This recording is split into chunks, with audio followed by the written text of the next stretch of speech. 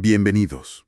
Hoy nos vamos a sumergir en una exploración de nuestros propios cimientos, pero de una forma que dudo que alguien se espere. Sí, es una perspectiva muy, muy particular la que traemos hoy. Totalmente.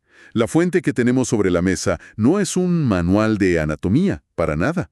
Es un cuento, una alegoría llamada Un cuento sobre estar bien plantado en la vida. Y la premisa es fascinante. Es que es mágica. Imaginen los 26 huesos del pie, pero no como piezas de un esqueleto, sino como una comunidad de animales guardianes en un bosque encantado. A mí lo que me parece increíble es cómo usa la narrativa para hacer accesible algo que es biomecánicamente súper complejo. O sea, transforma cada hueso. Claro. De ser una simple pieza anatómica a un personaje con un propósito, con una sabiduría propia. Exacto. Y la verdadera misión de este análisis, creo yo, es responder a la pregunta que plantea el cuento. ¿Qué significa realmente estar bien plantado? Que va mucho más allá de lo físico, ¿no? Mucho más. Sospecho que no es solo sobre equilibrio. Es una filosofía completa, una arquitectura sagrada que podemos aplicar a todo. Ok, vamos a desglosar esto. Y en el centro de esta comunidad, de estos 26 guardianes, hay una figura que lo unifica todo. El yo ectocúbico, la estrella de 7 puntas. Esa misma. Es como el espíritu del bosque, la conciencia que habita en toda la estructura. Pues empecemos por el principio de todo. El primer contacto con la tierra. El cuento nos presenta a Calcaneo el oso. Se le describe como robusto, color gris piedra. Su rol es, básicamente, recibir el primer impacto de cada paso que damos. Y su primera verdad o enseñanza es potentísima. Todo comienza con valentía para tocar el suelo. Yo nunca lo había pensado así, ¿sabes? El talón como algo mecánico, sí, pero la idea de valentía, Claro. eso le da otra dimensión a cada paso. Y es que esa valentía tiene una base anatómica perfecta. El calcaño es el hueso más grande del pie. Está diseñado para eso, para absorber y distribuir el impacto. Pero a ver, una base sólida por sí sola es rígida. Se quebraría, ¿no? Exacto. Si fuera solo un bloque de piedra no funcionaría. Se necesita flexibilidad para soportar la tensión. Me pregunto cómo resuelve el cuento esa contradicción. Ah, es una pregunta excelente, porque justo después de El oso valiente, el cuento introduce a su contraparte. Ajá. Se trata de navicular la nutria, a la que llama el navegante del arco. Su cuerpo, dice, tiene forma de barquito y su función es mantener elevada la bóveda principal del pie, el arco medial. Es la que crea ese espacio vital. Y aquí es donde la historia se pone profunda de verdad. La segunda verdad que trae esta nutria es: la vida necesita arcos, espacios vacíos donde circule el misterio. Espera un momento. La idea de que una estructura fuerte dependa de un espacio vacío suena Contraintuitivo, ¿verdad? totalmente. En construcción uno piensa en pilares sólidos, en rellenar huecos, no en crearlos. ¿Cómo explica el cuento que este vacío sea la fuente de la fortaleza y no una debilidad? Pues lo explica con una metáfora muy poderosa. Describe el colapso de ese arco, lo que conocemos como pie plano, Claro. como una vida sin magia ni impulso. Ese espacio vacío es lo que permite la resiliencia, la capacidad de adaptarse al terreno. Es el espacio para el espíritu, para eso intangible que nos da impulso. Entendido. Entonces el arco no es una debilidad, es el motor de la flexibilidad. Justo. Entonces, si el arco interior, con la nutria, es el espacio para el misterio y los sueños, el borde exterior tiene que ser el ancla a la realidad. Exactamente. Es como esa voz que te dice, cuidado, que te tuerces el tobillo y se acabó el misterio.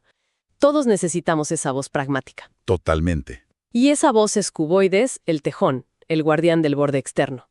Y fíjate qué opuesto es a la nutria. Es cuadrado, sólido, con ángulos rectos. Un límite claro. Un límite clarísimo. Su función es evitar que el pie se vuelque. Y su tercera verdad es el contrapunto perfecto. Necesitamos límites claros para no perdernos. Aquí es donde se pone interesantísimo, este diálogo constante entre dos fuerzas, el arco que nos eleva, la nutria, y el borde que nos estabiliza, el tejón. Es la eterna danza entre el idealismo y el pragmatismo. La forma cúbica del tejón distribuye las fuerzas hacia los dedos más pequeños, pero Claro, pero tenemos un arco a lo largo, de atrás hacia adelante. ¿Qué impide que el pie se aplane a lo ancho? Esa es la siguiente capa de genialidad. para eso el cuento presenta al trío de la sabiduría. 3 mapaches que representan a los 3 huesos cuneiformes, y ellos forman el arco transversal. Exacto. Y de ellos surgen dos verdades que son inseparables. Primero, del cuneiforme intermedio, que es el más pequeño de los tres, sale la cuarta verdad. Lo pequeño sostiene lo grande. ¿Cómo es posible? El más pequeño es el que más soporta. Precisamente. Y aquí la metáfora que usa el texto es brillante. Lo describe como la clave de la bóveda. Ah, claro, como en una catedral. Justo. En una catedral gótica, esa pequeña piedra en el centro del arco recibe toda la presión y la distribuye. Sin esa piececita, todo se derrumba. O sea que lo más pequeño es a menudo lo más crítico. No es solo una idea bonita, es un principio de ingeniería. Y es un principio que vemos en todas partes. En un ecosistema tienes especies clave, que no son las más grandes, pero sostienen toda la red. Bueno, pues aquí el cuneiforme intermedio es nuestra especie clave biomecánica. Esto nos lleva a la quinta verdad, la del trío en conjunto. La cooperación multiplica la fortaleza. Y ya no suena a una simple frase motivacional, es una ley estructural. Y no solo eso, implica que cada uno tiene una forma de cuña ligeramente diferente. O sea, no es solo trabajar juntos, es que cada uno cumpla su rol único a la perfección. Increíble. Y una vez que tenemos esta base, que es estable y flexible a la vez, la estructura necesita proyectarse hacia adelante. Necesita moverse. Y ahí es donde el cuento da un salto hacia el futuro. Nos presenta a los 5 metatarsianos. Los 5 ciervos gráciles. Sí, las vigas del puente hacia el futuro. Están dispuestos en abanico. El del dedo gordo, más robusto, el segundo, el más largo, el pilar central. Y juntos encarnan la sexta verdad, que suena casi a un plan de negocios. El futuro se construye con 5 pilares: fortaleza, longitud, equilibrio, adaptabilidad y apertura. Es que es una descripción funcional perfecta. Los metatarsianos transforman el pie de una plataforma estática a una palanca de propulsión. El texto usa otra imagen preciosa. ¿Cuál? Dice que son como rayos que emanan del centro hacia las estrellas, capturando esa función de irradiar energía hacia el movimiento. Qué bonito. Y bueno, llegamos al final de ese puente, a la expresión última del movimiento, que es interesante porque vuelve a la idea del primer contacto, pero es diferente. Es el último y gentil contacto. Los 15 gorriones cantando. Las falanges. Sí, es una alegoría muy poética. Y cada coro tiene su propia canción. El primero, las falanges proximales, canta sobre la verdad. Le asigna una cualidad a cada dedo: fuerza, longitud, balance. Es la intención del acto. Luego viene el segundo coro, las falanges medias. Cantan sobre la belleza. Y aquí el cuento esconde un detalle anatómico fascinante. El de la simetría. Somos 4, no 5, porque la belleza está en la simetría perfecta. Se refiere a que el dedo gordo solo tiene 2 falanges. Hace un guiño anatómico que lo eleva a un plano filosófico. No todo tiene que ser simétrico para ser bello y funcional. Para nada. Y finalmente el tercer coro, las puntas de los dedos, las falanges distales, cantan sobre la bondad, el último y gentil contacto con la tierra. Y de la unión de estos 3 cantos surge la séptima verdad. Cada paso contiene verdad al empezar, belleza al desarrollarse y bondad al concluirse. Es una filosofía completa para la acción. No solo caminamos, ejecutamos un acto con intención, que es la verdad, con forma, que es la belleza, y con un impacto, que es la bondad. Es la culminación. Así que el cuento reúne a toda esta comunidad. El oso, la nutria, el tejón, los mapaches, los ciervos, los gorriones, 26 guardianes en total. Y en esa asamblea, el yo heptocúbico, esa estrella, finalmente habla. Proyecta su luz y revela la estructura completa, cómo todo encaja. Y aquí llega la enseñanza central, el clímax de la historia. Les dice: ustedes son 26, pero son uno. Si uno falla, falla el todo. Y esto es fundamental. No hay parte sin importancia. El cuento de ejemplos. Si la nutria se hunde, el arco colapsa. Si un metatarsiano se fractura, el puente al futuro se rompe. Es una interdependencia absoluta. Sí, la fuente incluso juega con la numerología del 26. Dice que 2 más 6 es 8, el símbolo del infinito, del equilibrio.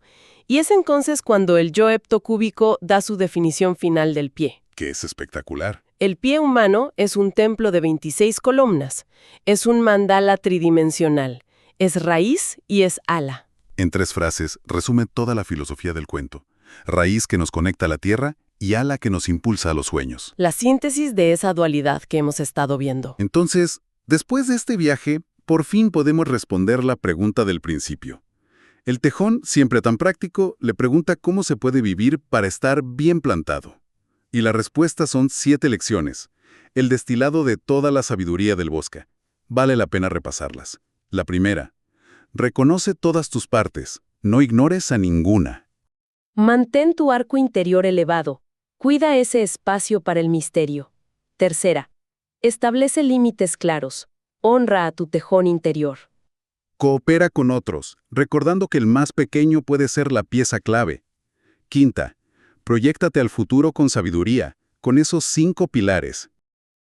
Que cada acción tenga verdad, belleza y bondad. Y la séptima y última, recuerda que eres una unidad integrada. No eres partes sueltas, eres un todo. Esa es la conclusión. Estar bien plantado trasciende por completo lo físico. Es un estado de conciencia. Es entender que somos una arquitectura sagrada interna, donde cada parte, por pequeña que sea, es esencial. La lección no es sobre anatomía. No, para nada. Es sobre autoconciencia, sobre integración personal. Totalmente. La fuente cierra con una imagen muy poderosa. Quien aprende esta lección, quien comprende su propia arquitectura interna, sale de ese bosque caminando diferente. Es una transformación de adentro hacia afuera. Con talones firmes, arcos elevados, límites claros. Y el epílogo nos deja con una idea final para reflexionar. Dice que entender esto es saber que eres 26 en 1 y 1 en 26, y que por lo tanto tu fundamento sostiene mundos. Exacto. Y esa idea final, ahora que hemos hecho todo este recorrido, se siente profunda y nos deja con una pregunta. El cuento se enfoca en esta arquitectura del pie, en esta unidad compleja. La pregunta para reflexionar es, si aplicamos esta misma visión de interdependencia, donde cada parte es vital y coopera con un propósito mayor, no solo a nosotros mismos, sino a nuestra familia, a nuestra comunidad, a nuestro trabajo, ¿qué mundos podríamos sostener?